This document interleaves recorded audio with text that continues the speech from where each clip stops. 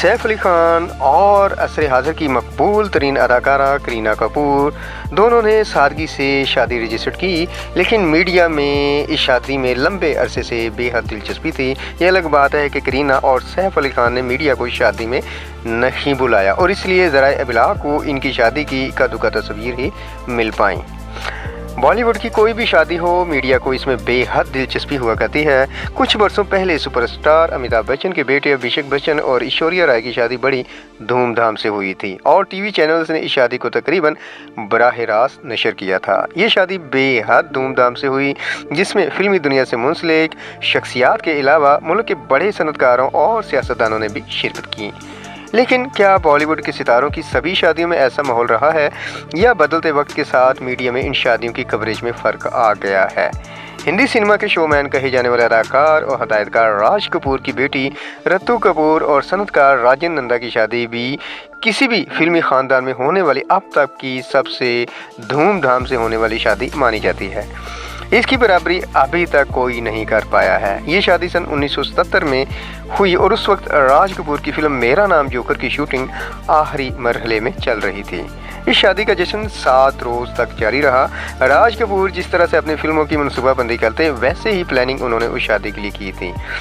मुंबई के इलाके के मेन रोड से इनके बंगले तक की सड़क खराब थी, तो राज कपूर ने इस सड़क की तामीर ही करा दी ताकि बारात आने में कोई परेशानी ना हो। कई मरकजी वज़रा और रियासत के गवर्नर इस शादी में शामिल हुए। नगमा निगार शैलेंडर ने रत्तू कपूर की शादी के लिए खास गीत लिखा, जिसका म्यूज़िक शंकर जयकिशन ने दिया और मुकेश ने इसे गाया। शादी में ज़बरदस्त आतिशबाजी हुई, जिसे बाकायदा शूट भी किया गया। बाद में राज कपूर ने इन आतिशबाजी के मनाज़र को अपनी फिल्म प्रेम रोग में भी इस्तेमाल किया, लेकिन इस वक्त भारत में सिर्फ प्रिंट मीडिया ही सरकर्दा थी, इसलिए शादी के बारे में अखबारात में खबरें आईं। सन 1973 में अमिताभ बच्चन और जया बच्चन की शादी हुई।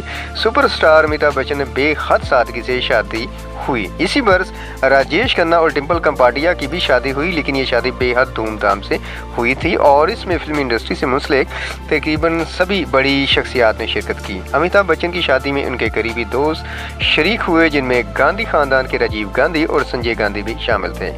बॉलीवुड अदाकार ऋषि कपूर और नीतू सिंह की शादी भी धूमधाम से हुई। इस शादी की खास बात यह थी कि इसमें नरगिस दत्त अपने पूरे अहल-ए-खाना के साथ शरीक हुई। वाज़ेह रहे कि शादी से पहले 25 बरस तक राज कपूर और नरगिस दत्त के दरमियान बातचीत नहीं हुई थी, बातचीत बंद थी।